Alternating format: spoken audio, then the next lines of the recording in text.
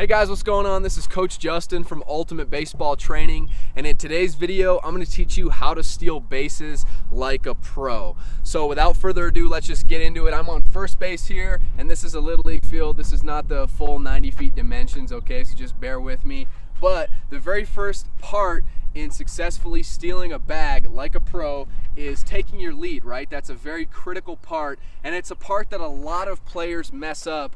I mean, at every single level besides professional baseball, even some college players, you see them take a lead improperly. So this is very, very important. Getting a good jump is important and all of that, but taking a lead is really the first step, all right? So rule number one, okay? We need to stay on the base until the pitcher gets his back foot on the rubber, okay? Then at that point, then we can start to take our lead. Now you'll notice I don't actually have a base here, all right? But if there was a base here, I would be taking my lead off of the back corner of the base, and I'll explain the purpose of that in just a second. But we're gonna go over the footwork. So a lot of players will just kind of step out like this, and then they'll shuffle out, or some players you'll see, just kind of walk out like this. All right, you see some players get out here and they bring their feet together, you see a variety of different things from players, and really the proper way that I've been taught to take a lead is off the back corner of the base. And the footwork, it's pretty simple. It's right, left, right, and turn, okay? So that's the first three steps. If he picks over right now, my foot is still on the base. I can just get back, okay? Right, left. If he picks over, I can basically fall down and get back.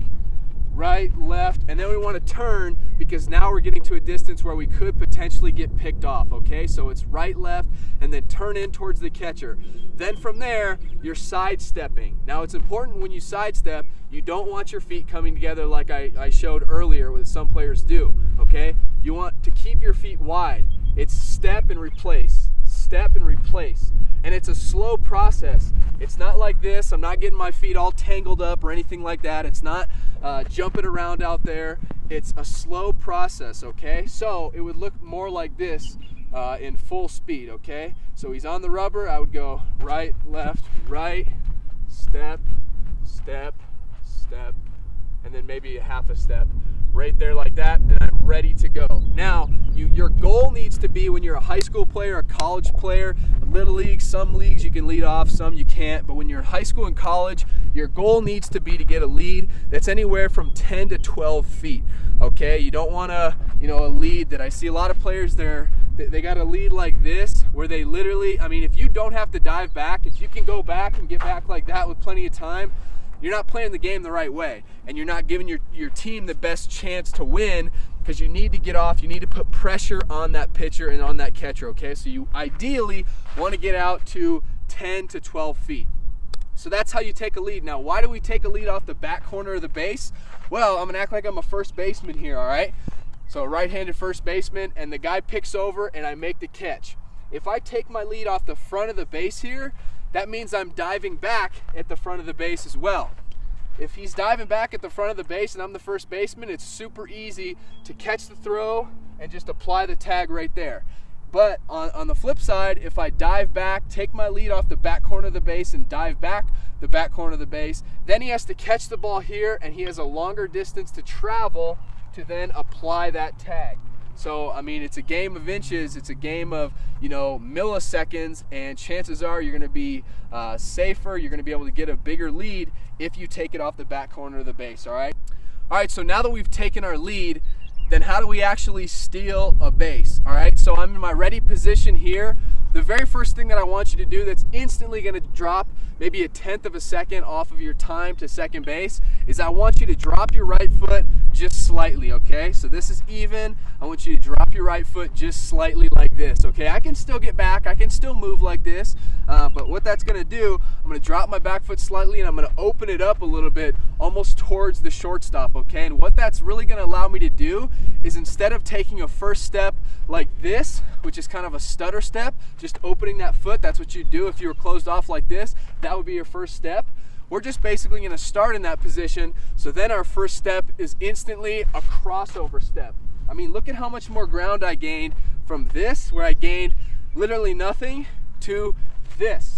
I mean, that's literally like a yard, and that's for sure going to drop 1/10 of a second. So get your lead, okay? And this is something that the pitcher's not even really going to notice. You're just going to drop it a little bit, open it up, and you can do this even when you're not stealing bases so it doesn't look different or anything. But just open it up a little bit, and then our first step when we're ready to go has to be, boom, that crossover step, all right?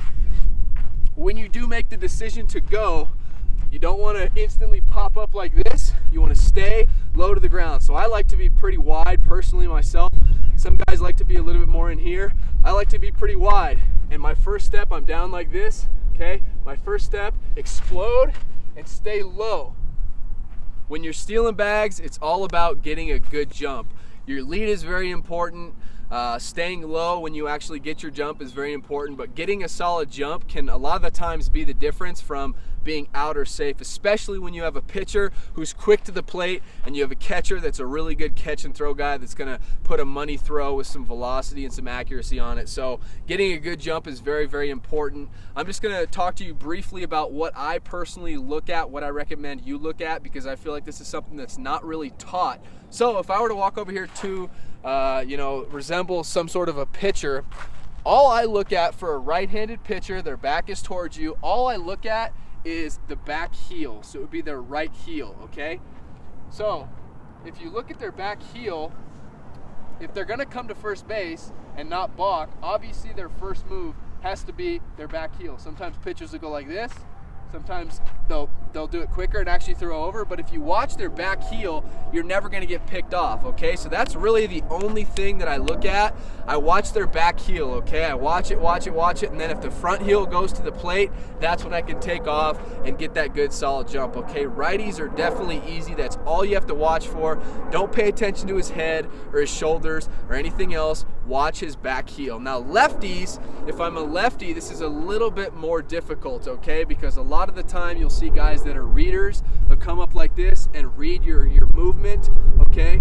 And then they might pick over like this, or they might read you and then go to the plate. So lefties are a lot more difficult. A lot of the times, this is going to be communicated with your coaching staff, but a lot of the times you're going to be doing more of a one-way lead where you get out, but you're kind of leaning back towards first base. You're not really going anywhere, and you're just trying to see a move to first base. But if you're really trying to steal on a left-hander, a lot of the times it's really just first movement that you need to go on. So the lefty's like this, he's looking at the plate and looking back at you. A lot of the times, even if he's a reader, it's first movement and you got to go. It's kind of like a gamble there. You're hoping that he doesn't pick off in that particular situation. So in my personal opinion, much easier to steal off of right-handers.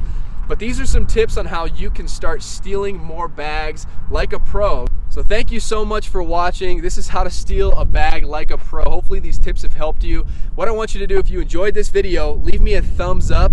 Get in the comment section below. Let me know what you want me to make future videos about. And as always, if you're not already, be sure to hit this button right here and subscribe to our channel. We're coming out with new baseball videos every single week. So if you're a serious player, you don't want to miss another video, then hit this subscribe button. So thank you so much for watching, and I will see you next time.